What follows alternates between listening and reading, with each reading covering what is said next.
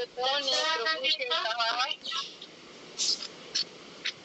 हमारा विश्वास बढ़ा। प्रभु ने कहा, यदि तुमको राई के दाने के बराबर भी विश्वास होता तो तुम इस शहतूत के पेड़ से कहते कि जड़ से उखड़कर समुद्र में लग जा, तो वह तुम्हारी मान लेता। आमीन। ठीक है, अब यहाँ पे क्या है कि विश्वास के बारे में परमेश्वर ने एक वचन हमको बताया है, ये कि विश्वास का एक सिद्धांत बताया है। और प्रभु ने कहा कि यदि तुमको राई के दाने के बराबर भी विश्वास होता, ठीक है। दूसरे सुसमाचार में ऐसा लिखा है कि राई का दाना सब साग पात के जितने भी दाने होते हैं, सब दानों में, सारे दानों में सबसे छोटा दाना होता है, सबसे छोटा। लेकिन जब वो बोया जाता है तो वो बड़ा होता है और बढ़कर एक जो झाड़ है उनसे भी बड़ा हो जाता है। और लिखा है कि आकाश के पक्षी उनमें बसेरा करते हैं। तो परमेश्वर ने राई के दाने के बारे में बात करी है। अब ये वचन को लेकर मैं कई बार बहुत सोचता था कि राई के दाने के बराबर विश्वास से मतलब क्या है। राई के, अगर परमेश्वर सबसे छोटा विश्वास चाहते हैं, प्रभु जी हमसे बहुत बड़ा विश्वास नहीं चाहते। हालांकि बाइबल में 2 घटनाएं ऐसी हैं जिनके विषय में ऐसा लिखा है, एक वो सुरूकनी की जाति के बारे में और एक वो सरदार के बारे में, जहाँ प्रभु कहते हैं कि इजराइल में भी मैंने ऐसा विश्वास नहीं पाया। और एक जन से कहते हैं कि तेरा विश्वास बड़ा है, जहाँ तेरी बेटी में से दुष्ट आत्मा निकल गई। ठीक है, लेकिन प्रभु जी हमसे, यानी हम जो प्रभु में विश्वास करते हैं उनसे कह रहे हैं कि तुम कुछ मत करो, सिर्फ तुम्हारे पास राई के दाने के बराबर विश्वास होना चाहिए। बहुत छोटा विश्वास। हमको क्या लगता है कि जब बड़ा काम होना तो बहुत ज़्यादा विश्वास लगता है। हम कहते हैं हमारा विश्वास बड़ा नहीं है, हम ज़्यादा विश्वास कर नहीं पाते हैं, है ना। वो तो अब्राहम थे जिनने इतना विश्वास कर लिया, तो पतरस थे जिनका विश्वास बड़ा था। प्रभु कहाँ कह रहे हैं कि तुम्हारा बड़ा विश्वास चाहिए मुझे। अगर पूरी बाइबल अपन पढ़ें तो आप पढ़ के देखो, आपको नहीं मिलेगा यीशु मसीह की शिक्षाओं में, यीशु मसीह के समय से लेकर अभी तक, जहाँ पे ये कहा गया हो कि तुम्हारा बड़ा विश्वास मुझे चाहिए। जब तुम्हारा सिर दर्द हो रहा हो तो तुम्हारा छोटे से विश्वास से काम चल जाएगा। जब तुम्हारी बड़ी बीमारी दूर होनी हो तो तुम्हारा बड़ा विश्वास चाहिए। बड़ा कर्जा या बड़ा काम होना हो तो तुम्हारा बड़ा विश्वास चाहिए। या तुम्हारी बड़ी समस्या हटनी हो तो तुम्हें बड़ा विश्वास चाहिए। परमेश्वर ने ऐसा नहीं कहा, कहीं पे भी नहीं मिलेगा आपको कि प्रभु जी कह रहे हो कि तुम्हारा बड़ा विश्वास मुझे चाहिए, क्योंकि बिना बड़े विश्वास के कैसे काम करूंगा मैं। प्रभु कह रहे हैं कि तुम्हारा छोटा सा, जरा सा राई के दाने के बराबर विश्वास, राई के दाने के। अपन ने सबने देखा है राई के दाना कितना बड़ा होता है। प्रभु कह रहे हैं कि राई के दाने के बराबर जो विश्वास है वो तुम्हारे पास हो तो तुम क्या कर सकते हो। इस सहतूत के पेड़ से, वहां पे सहतूत का पेड़ लगा होगा, कह रहे कि तो तुम इस सहतूत के पेड़ से कह सकते हो, तुम इस सहतूत के पेड़ से कहते कि जड़ से उखड़कर समुद्र में लग जा, तो वह तुम्हारी मान लेता। देखो मत्ती रचित सुसमाचार में इसी रीति में एक और घटना लिखी है, जहां पर प्रभु ऐसा कह रहे हैं कि जब प्रभु ने एक बार, उनको भूख लगी तो अंजीर के पेड़ में से खाने के लिए गए, तो वहाँ पे अंजीर के पेड़ में फल नहीं थे। तो प्रभु ने बोला अब तुम में से कोई भी फल ना खाने पाए। तो अगले दिन जब चेले वहाँ से निकले तो लिखा है कि वो सहतूत का पेड़ पूरे जड़ तक सूख गया। तो चेले अचंबा कर रहे हैं कि प्रभु देखो, तुमने इसको श्राप दिया था तो सूख गया। तो यीशु मसीह ने बड़े आराम से बोला, तुम इसको देख के अचंबा कर रहे हो? यदि तुम विश्वास करो और संदेह ना करो तो ना केवल यह करोगे जो मैंने किया है। क्या करोगे? उन्होंने क्या किया था, उन्होंने अंजीर के पेड़ को जड़ से सुखा दिया था, सिर्फ इतना कह के कि तुम में से कोई फल ना खाए। तो प्रभु कह रहे तुम ना केवल यह करोगे, परंतु यदि तुम इस पहाड़ से भी कहोगे कि उखड़ जा और समुद्र में जा गिर, तो यह हो जाएगा। दोनों ही जगह हम देखते हैं कि प्रभु कह रहे हैं समुद्र में जा गिर, है ना। सहतूत के पेड़ से कह रहे हैं समुद्र में लग जा, और पहाड़ से भी कह रहे हैं कि समुद्र में जा गिर। आप समझो कि प्रभु जी हमें क्या सिखाना चाह रहे हैं विश्वास के बारे में। अभी जब प्रार्थनाएं चल रही थी तो मैं ध्यान से जब सुन रहा हूँ उनको, तो हमारे परिवार या अपने व्यक्तिगत प्रार्थना विषय, बीमारी हैं, कर्जे हैं, हानियां हैं, लोगों के विषय, प्रभु के सेवकों के विषय, इन्हीं बातों के विषय हम प्रार्थना कर रहे हैं। लेकिन प्रभु कह रहा है तुम विश्वास करो। तुम क्या करो? विश्वास करो, और विश्वास करो, और विश्वास करके इस परिस्थिति से बोलो। हमें प्रभु से ये नहीं कहना है कि प्रभु जी इस पहाड़ को हटा दे। प्रभु कह रहा है तुम विश्वास करो भाई, तुम विश्वास करो और बोलो। जो हमें अधिकार जो हमें दिया है प्रभु जी ने, जो हमें सामर्थ्य प्रभु जी ने दी है पवित्र आत्मा के रूप में, जो एक सहायक दिए हैं, उनकी ताकत इतनी ज़्यादा है कि उनके किए कहे हुए को दुनिया की कोई ताकत उसको मिटा नहीं सकती। अगर परमेश्वर बोल दे कि सूरज रुक जाए तो सूरज रुक जाएगा। हमने बाइबल में पढ़ी घटना ऐसी लिखी है कि सूरज रुक गया था। प्रभु जी कह रहे हैं कि तुम पहाड़ से बोल दो कि तुम हट जाओ। यीशु मसीह ने कभी भी संघर्ष नहीं करा। किसी भी चीज़ को लेके। जब उनने बोला कि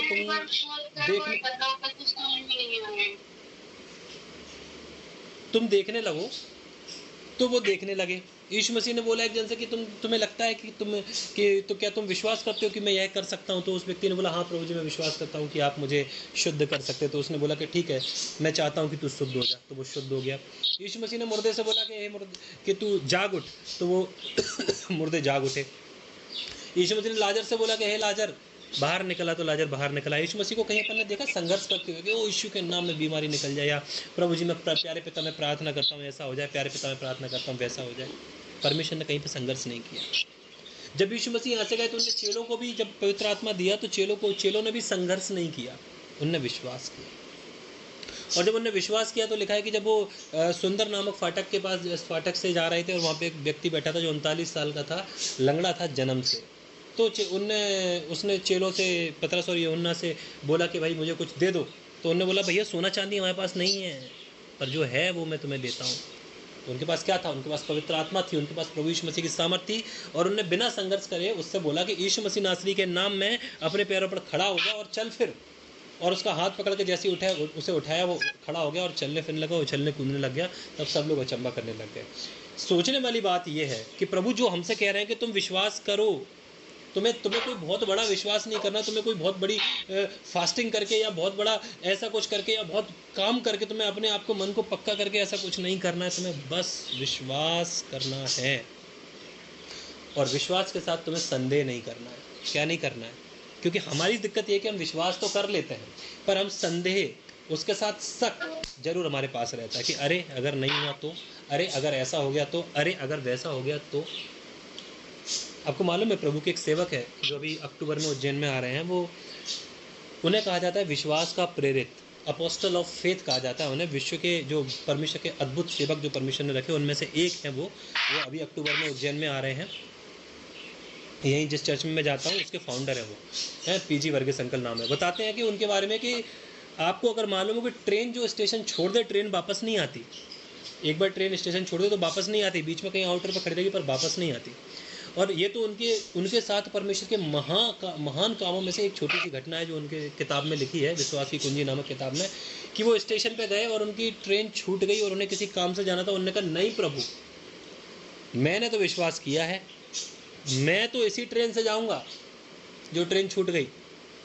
क्या बोला उनने परमेश्वर से? प्रभु जी मैं प्रार्थना करके आया हूँ, मैं विश्वास करता हूँ मैं इसी ट्रेन से जाऊँगा जो छूट गई है। भाई मुझे नहीं मालूम, मुझे इसी ट्रेन से जाना है, मेरे पास पैसे नहीं हैं, मेरा इसी ट्रेन की व्यवस्था थी, मैं इससे ही जाऊँगा, आप उपाय करें।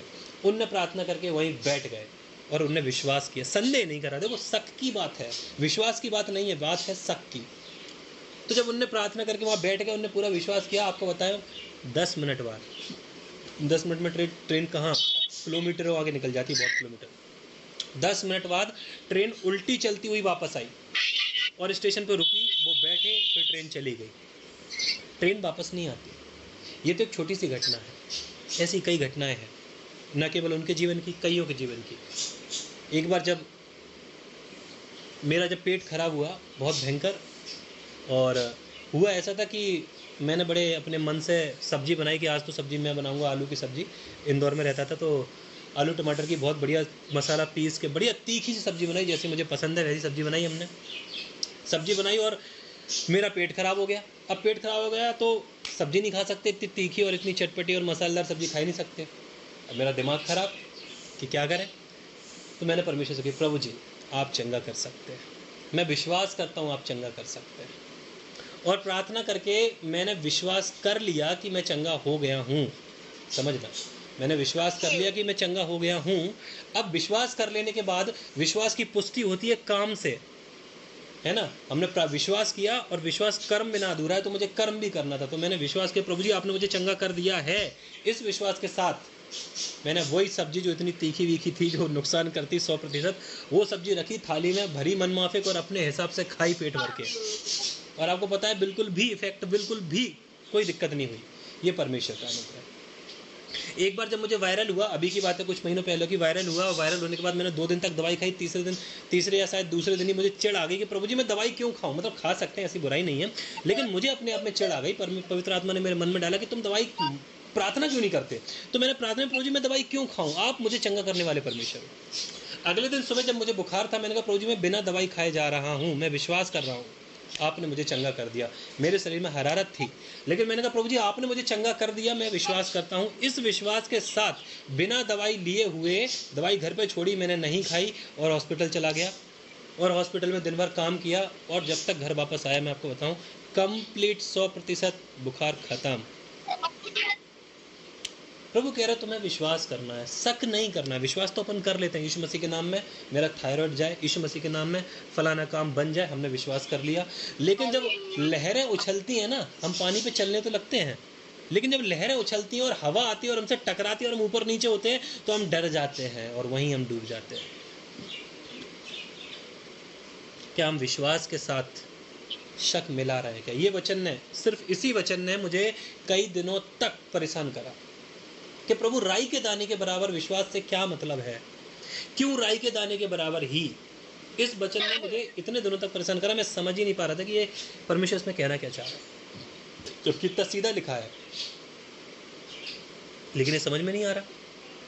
जब समझ में नहीं आ रहा तो परेशान, सोच रहा हूँ कि प्रभु जी क्या मतलब है इस बात का कि आप कह रहे हो कि राई के दाने के बराबर विश्वास, मतलब इतना सा छोटा सा विश्वास। मैं तो ज़्यादा विश्वास कर रहा हूँ, आप कह रहे हो छोटा सा विश्वास।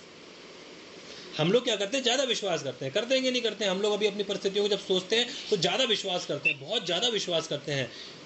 प्रभु कह रहे हैं तुम बहुत छोटा सा विश्वास करो। तो ये बात मुझे परेशान कर रही है। तो बहुत दिनों के बाद, बहुत दिन नहीं, कुछ दिनों के बाद, लगभग 3 या 4-5 दिन के बाद, जब मैं सोच रहा था, मनन कर रहा था, तो परमेश्वर ने मुझसे बोला कि विश्वास, शुद्ध विश्वास करो, शुद्ध विश्वास करो। तुम बहुत विश्वास कर रहे हो, लेकिन बहुत विश्वास के साथ तुम्हारा शक, तुम्हारे मन की एक जो शक करने की जो तुम्हारी आदत है, या तुम्हारा जो होगा कि नहीं होगा, जो प्लान बी है, वो भी उतना ही है जितना तुम विश्वास कर रहे हो। उससे ज़्यादा, उससे कम या उसके बराबर तुम्हारे पास लगातार उसी मात्रा में प्लान बी भी चल रहा है, तुम्हारा शक भी चल रहा है, तुम संदेह भी कर रहे हो। और प्रभु कह रहे हैं तुम संदेह तो नहीं करना है। क्या कह रहे हैं? मत्ती में भी अपन ने पढ़ा कि यदि तुम विश्वास रखो और संदेह ना करो तो केवल यह करोगे, मत बस इतना करोगे कि इस अंजीर के पेड़ से कह दोगे कि यहाँ से उखड़ जाए और समुद्र में जाकर, इस पहाड़ से कह दोगे यहाँ से उखड़ जाए और समुद्र में जाकर, तो यह तुम्हारा हो जाएगा, तो वह तुम्हारी बात मान लेगा। हम शक क्यों करें? अपने मन में उस चीज़ को फेथ रखना पड़ेगा, विश्वास करना पड़ेगा। हम शक नहीं करेंगे प्रभु जी हम शक नहीं करेंगे। परमेश्वर हमारी सहायता करो, क्योंकि हम अपनी सामर्थ्य से करेंगे तो 100% हम शक भी करेंगे, और हो सकता है कि अगर देरी हुई या कुछ हुआ या काम नहीं होते दिखा तो हम परमेश्वर से कुड़कुड़ाएं भी। प्रभु कह रहे तुम्हें कुछ करने की जरूरत नहीं है, सब कुछ मैं करूंगा, बस तुम विश्वास करो। और जो विश्वास करते हो उसे यीशु मसीह के नाम में बोल दूंगी। लिखा है कि काम में और वचन में जो भी करो यीशु के नाम से करो, ताकि प्रभु के पुत्र के द्वारा पिता की महिमा। तो जो बातें हैं यीशु मसीह के नाम में बिना शक के करो। शक नहीं करो, बस विश्वास करना मत सीखो, बल्कि ये ज़्यादा सीखो कि शक नहीं करना है, क्योंकि जब जैसी शक खत्म होगा विश्वास ही विश्वास बचेगा हमारे पास। विश्वास तो हम करते हैं ना, पर दिक्कत का हम शक भी करते हैं। शैतान हमारे कान में आकर फुसफुसा जाता है। शैतान, हम कहते हैं यीशु मसीह के नाम में मेरा पेट ठीक हो जाए, यीशु मसीह के नाम में मेरा शरीर ठीक हो जाए, यीशु मसीह के नाम में ये हालात बदल जाए, यीशु मसीह के नाम में फाइल क्लियर हो जाए, यीशु मसीह के नाम में जो फाइल रुकी है वो क्लियर हो जाए। हम ऐसी प्रार्थना कर रहे हैं, और वहाँ से खबर आती है, अरे अधिकारी सुन ही नहीं रहा, अरे अधिकारी ने मना कर दिया, अधिकारी बोल रहा है ऐसा नहीं होगा। अरे परमेश्वर अधिकारी को बदल देगा, ऐसे अधिकारी खड़े कर देगा जो आपकी बात आके सुनेंगे। परमेश्वर से कठिन नहीं है। हम कहते हैं प्रभु जी मेरे जीवन की ऐसी बड़ी बीमारी को दूर कर दो। मैं अपने जीवन की बता रहा हूँ, ऐसी बीमारियाँ मैंने आपको पहले ही बताई हैं, ऐसी चीज़ें, ऐसी बीमारियाँ भी सिर्फ परमेश्वर पर विश्वास करने के द्वारा दूर हुई हैं। सिर्फ कुछ नहीं करा मैंने, और आगे भी जो बातें परमेश्वर कहता है वो बातें भी उसी रीति से पूरी होती हैं हमारे जीवनों में। परमेश्वर कहता है कि जो मैंने कहा क्या मैं उसे पूरा ना करूं? हम विश्वास क्यों नहीं करें? ऐसा कुछ नहीं है जो नहीं हो सकता। प्रभु कह रहा है कि तुम विश्वास करो, बस संदेह मत करो। क्या हम इस चीज़ को प्रैक्टिस कर सकते हैं प्रभु के साथ कि प्रभु जी मैं संदेह नहीं कर रहा? अपने आप से, अपने विचारों से लड़ सकते हैं कि संदेह नहीं कर रहा। अब इससे लड़ें कैसे? अगर संदेह आता है तो क्या करें, ये भी एक सवाल है, क्योंकि हमने विश्वास किया लेकिन संदेह आ रहा है, मन में बहुत सारे ख्याल आ रहे हैं, शक आ रहे हैं, नेगेटिव आ रहा है, तो हम क्या करें? तो प्रभु कहता है परमेश्वर के वचन को बोलो, परमेश्वर के वचन को बोलो, और उसको तब तक बोलो जब तक वो संदेह दूर ना। ऐसा तो है नहीं कि 24 घंटे चलता हो, 10, 15, 20, 25 मिनट का एक एपिसोड चलता है, जब तक वो डर हमें सताता है ना, वो डर हमें सताता है, नेगेटिव वो संदेह, वो शक का डर हमें सताता है। तो प्रभु जी कहते हैं कि तुम वचन को बोलो। वचन कैसे बोलना? लिखा है कि आशा के अंगीकार को थामे रहो, क्योंकि जिसने तुम्हें बुलाया है और जिसने प्रतिज्ञा की है वो सच्चा है। तो अब तुम्हारी क्या आशा है? तुम्हारी आशा है कि तुम्हारा थायराइड ठीक हो जाए। तो प्रभु कहता है अपनी, जब तुम्हें थायराइड से जुड़ी समस्याएं तुम्हें सताएं, तुम्हारी रिपोर्ट तुम्हें सताए, जैसा दीदी प्रार्थना कर रही थी ना कि जो कुछ है, मरी हुई हड्डियां, मरे हुए अंग, सूखे हुए अंग, ये जी उठे, तो उन विषयों को लेके बोलो उनसे, यीशु मसीह के नाम में मैं विश्वास करती हूँ मेरा थायराइड ठीक है, यीशु मसीह के नाम विश्वास करता हूँ फाइल क्लियर हो रही है, मेरे परिवार के जन बदल रहे हैं, यीशु मसीह के नाम में सब कुछ नेगेटिव सही हो रहा है, क्योंकि वचन कहता है जैसा विश्वास करोगे वैसा तुम्हारे लिए हो जाएगा। ये नहीं कहा कि तुम जैसा विश्वास करोगे उसके साथ जितना शक मिलाओगे तो भी हो जाएगा, नहीं, शक नहीं मिलाना है। तो जब तक आपको डर लगे तब तक अपने अंगीकार को परमेश्वर के वचन के साथ बोलो, और थोड़ी देर के बाद जब आप उसको बोलते रहोगे डर चला जाएगा, आपको हिम्मत आएगी, आप परमेश्वर का थैंक्स करोगे। समय हो गया, तो हम आगे से अपने जीवन में जब भी प्रार्थना करें कोशिश करें कि अपने शक को अपने ऊपर हावी ना होने दें, अपने डर से बात करें, अपने डर से बात करें और जीत के लिए धन्यवाद करें और प्रभु से प्रार्थना करें। डर से बात करें, जो भी विषय है उसके प्रति परमेश्वर का वचन बोलें। प्रभु जी इस वचन के द्वारा हम सबको आशीष दे। अंतिम प्रार्थना करिए।